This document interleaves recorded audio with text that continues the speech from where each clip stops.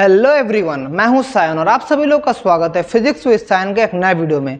आज जिस टॉपिक के ऊपर हम लोग लेक्चर स्टार्ट करेंगे वो है Newton's laws of motion. Class 11 का बहुत इंपॉर्टेंट चैप्टर है, इसका पूरा डिटेल्स हम लोग समझेंगे। आज है इसका फर्स्ट लेक्चर, इसके बारे में बहुत सारे वीडियोस आएगा। मैं हर एक टॉपिक के ऊपर अलग अलग लेक्चर दूंगा आप लोगों को पूरा कंसेप्ट क्रिस्टल क्लियर होगा। तो हाईली रिकमेंड करूंगा आप लोगों को ये जो प्लेलिस्ट है न्यूटन्स लॉज ऑफ मोशन, इसको शुरू से एंड तक अच्छे से फॉलो कीजिएगा मेरे साथ, क्योंकि ये प्लेलिस्ट अगर आप लोग देख लेंगे कोई भी प्रॉब्लम आप लोग एग्जाम में नहीं फंसेंगे। तो चलिए कॉपी और पेन निकालिए और शुरू करते हैं आज का लेक्चर।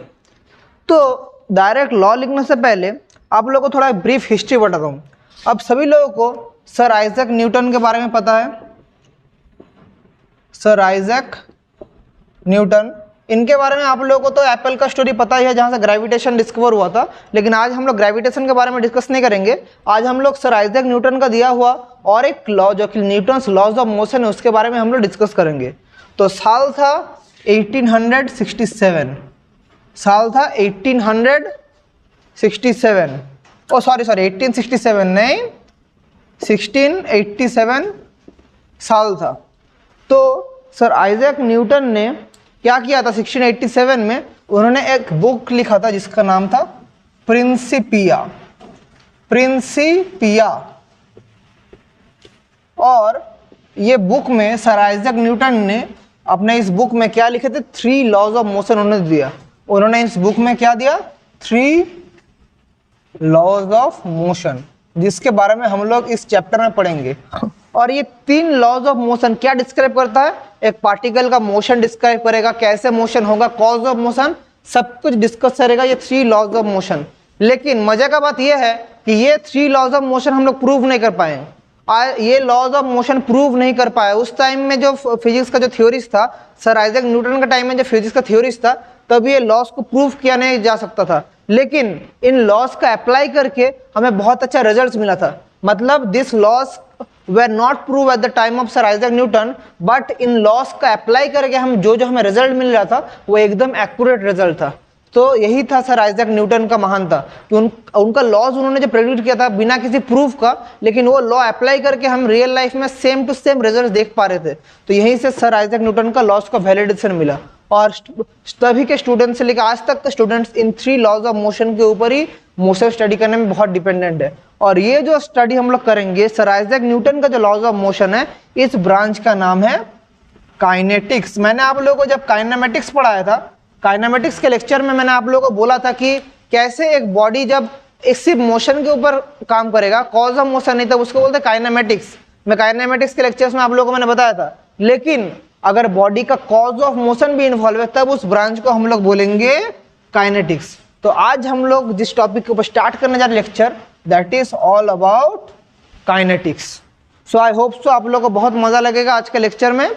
तो चलिए, पहले मैं 3 लॉज ऑफ मोशन लिख दूंगा और मैं हर एक लॉ के लिए एक सेपरेट वीडियो लाऊंगा। फर्स्ट लॉ को एक्सप्लेन करने के लिए एक वीडियो, सेकेंड लॉ को एक्सप्लेन करने के लिए एक वीडियो, थर्ड लॉ को एक्सप्लेन करने के लिए एक वीडियो।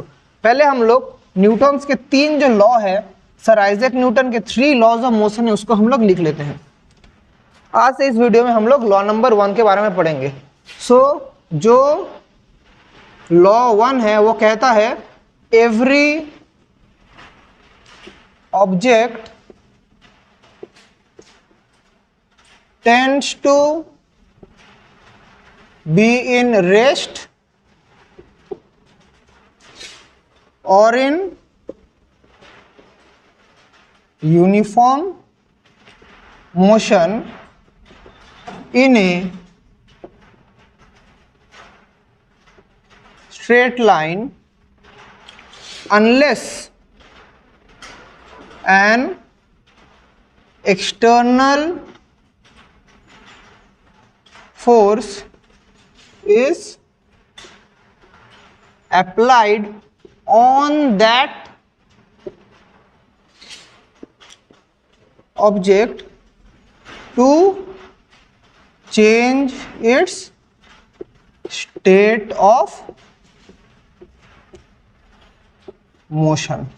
समझ पा रहे हैं ना, ये है फर्स्ट लॉ। मैं पहले लॉ लिख देता हूं, फिर हर एक लॉ के ऊपर मैं आप लोगों को एक्सप्लेनेशन दूंगा। तो फर्स्ट लॉ क्या कहता है, every object tends to be in rest और in uniform motion in a straight line unless an external force is applied on that object to change its state of motion. यह है Newton's first law. Newton's का second law क्या कहता है? Law number 2, this is simply force is the rate of change of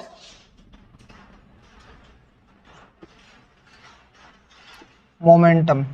Force is the rate of change of momentum. और law number 3 आप सभी लोगों को बचपन से पता है, every action has its equal and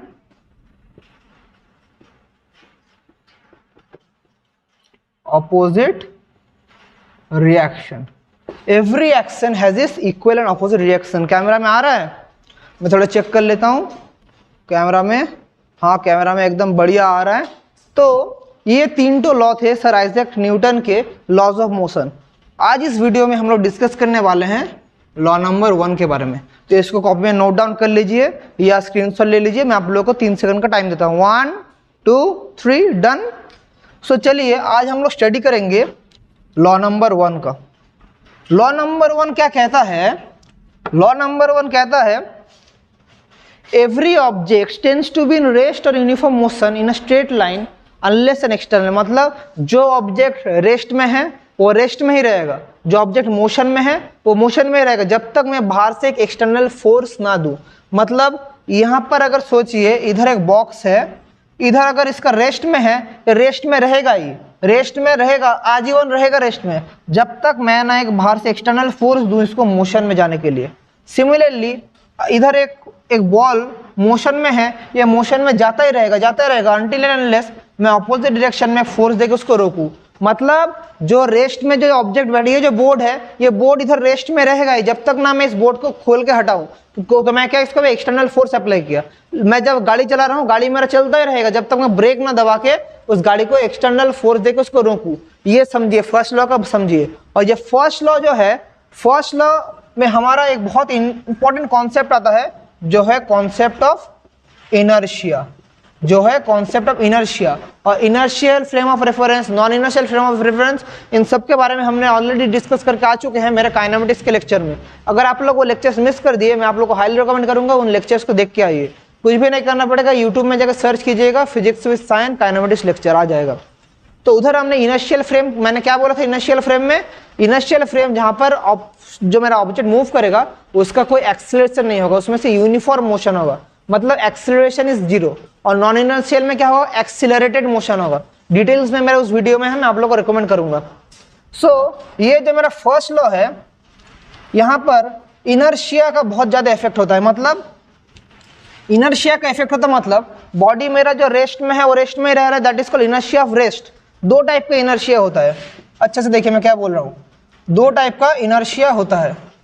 एक है इनर्शिया ऑफ रेस्ट और एक है इनर्शिया ऑफ मोशन. 2 टाइप का इनर्शिया, एक है इनर्शिया ऑफ रेस्ट, एक है inertia of motion. So body जब अपना मूवमेंट स्टार्ट करेगा वो जब रेस्ट में रहता है तब उसको बोलते हैं इनर्शिया ऑफ रेस्ट, और जब मोशन में रहेगा इनर्शिया ऑफ मोशन. और यहाँ से कैसे फर्स्ट लॉ हम लोग एक्सप्लेन कर पाएंगे वो देख लीजिए. जैसे for example inertia of rest किसको कहेंगे? An object at rest tends to be in rest. मतलब जो ऑब्जेक्ट रेस्ट में है वो रेस्ट में ही रहेगा. This inertia of rest. Inertia of motion क्या? Object, an object at motion tends to be in motion.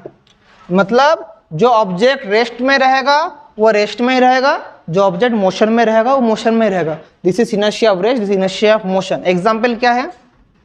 देखिए आप सब ये बचपन में एक्सीडेंट करके आ चुके हैं. एक मैं ग्लास लिया, ग्लास के ऊपर मैंने एक कार्डबोर्ड प्लेस कर दिया, एक कार्डबोर्ड, इसके ऊपर मैंने एक कॉइन रख दिया. तो मैं जब इसको फ्लिक करूंगा, अपने उंगलियों से मारूंगा तो क्या होगा?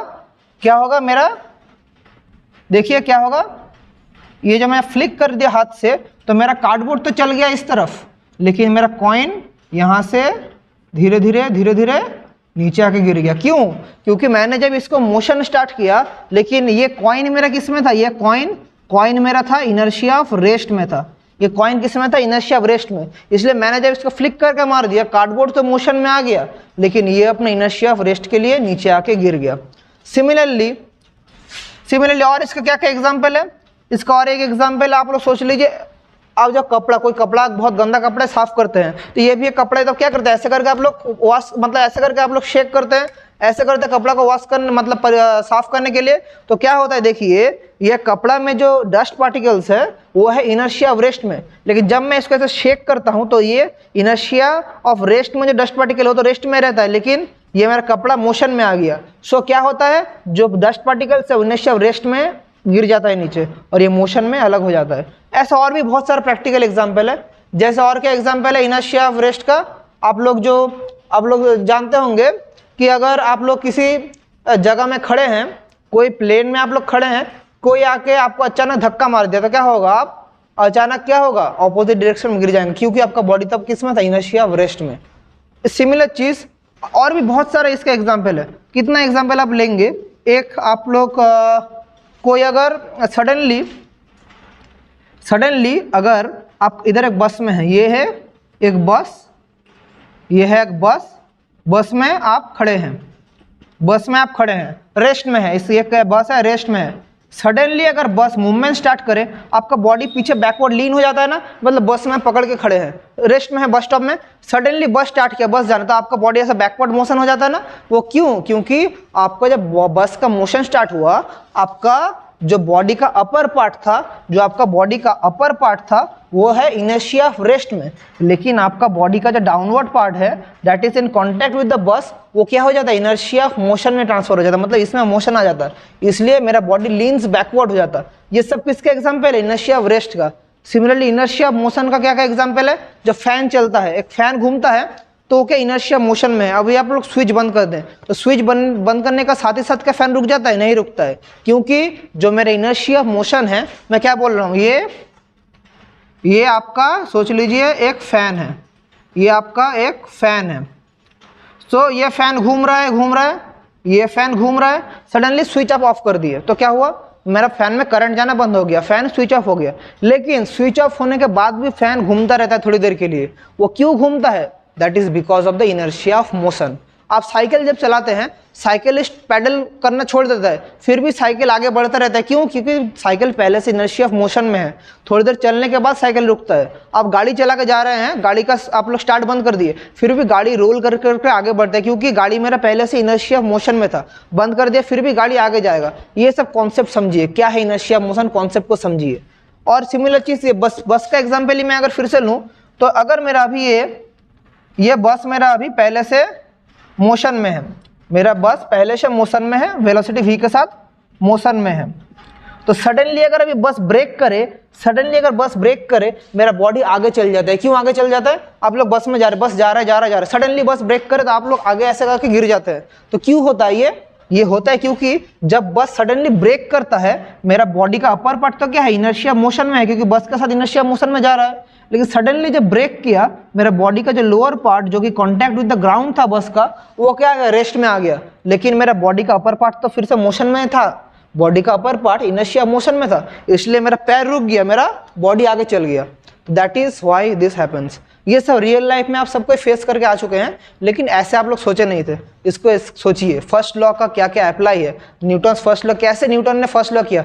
न्यूटन जो सर आइजैक न्यूटन जो थे, उसके दिमाग में बहुत कुछ सोचते थे, सोचते सोचते सब लॉ उन्होंने निकाला, सब कुछ theoretical physicist. Newton was a theoretical physicist. दो टाइप के फिजिसिस्ट होता है, मतलब एक एक्सपेरिमेंटल, एक थियोरिटिकल।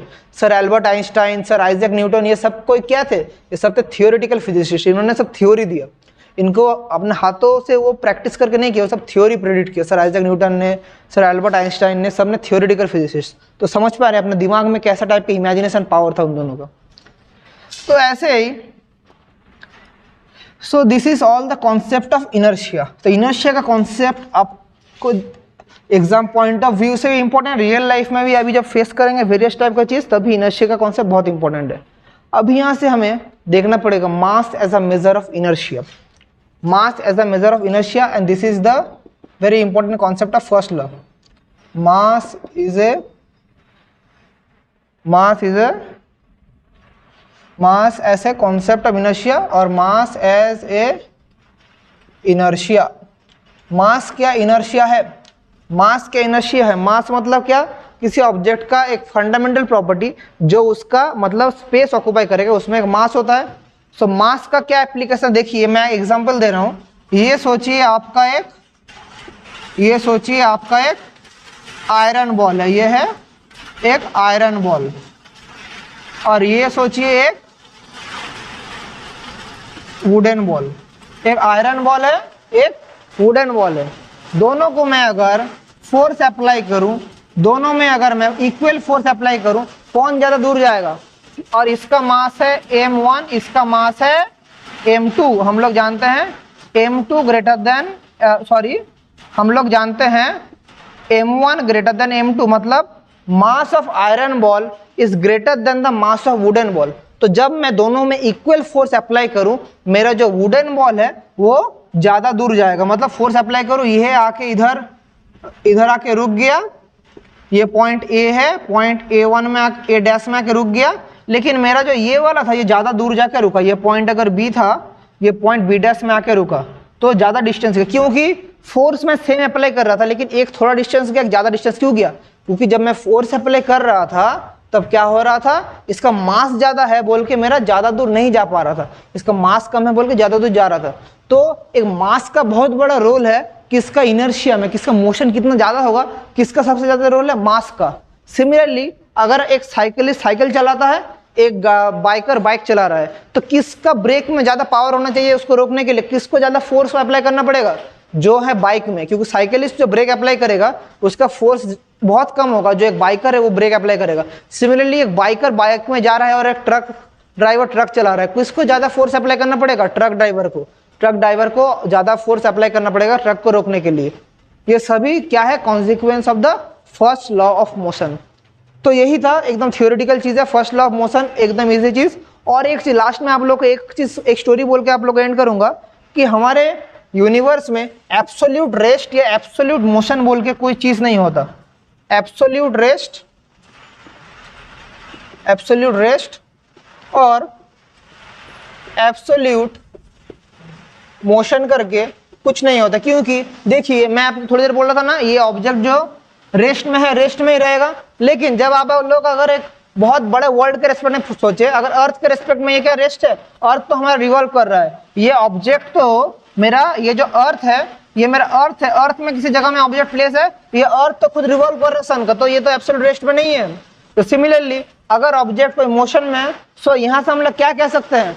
हमारे यूनिवर्स या हमारे अर्थ में कोई भी एब्सोल्यूट रेस्ट या एब्सोल्यूट मोशन का नहीं है। जो भी हम देख रहे हैं वो देख रहे हैं with respect to a frame of reference, मतलब मेरे हिसाब से वो रेस्ट में है, किसी और के हिसाब से वो मोशन में है। आप ट्रेन में बैठे हैं, आपका फेलो पैसेंजर रेस्ट में है, लेकिन बाहर कोई बैठा है वो देखेगा आप मोशन में है। तो किसके रेस्पेक्ट में आप मोशन में है, ये वेरी इंपॉर्टेंट है आपको जानने के लिए। तो चलिए आज का फर्स्ट वीडियो यहीं तक रखते हैं। पढ़ाई करते रहिए, कुछ डाउट्स है तो मुझे पूछना कमेंट सेक्शन में। तो गुड बाय, और अगर नेक्स्ट वीडियो मेरा जल्दी आ रहा है उसका भी वेट कीजिएगा, और मुझे मेरे वीडियोस अगर आप लोग अच्छा लग रहा है तो मुझे सब्सक्राइब करके सपोर्ट कीजिए। Thank you.